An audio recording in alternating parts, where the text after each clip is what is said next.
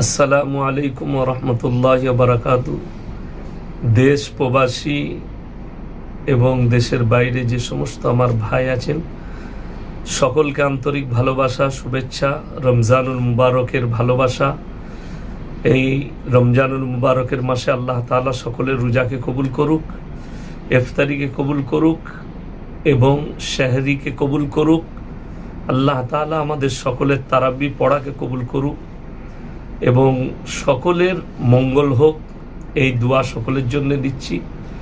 আপনারা সকলে জানেন আগামীতে আমার পূর্ব বর্ধমান জেলার মধ্যে সবথেকে বড় ঐতিহাসিক এক বড় মাদ্রাসা হতে চলেছে, বানাত মাদ্রাসা, স্কুল প্লাস মাদ্রাসা। আলহামদুলিল্লাহ কাজ চলছে জোর কদমে।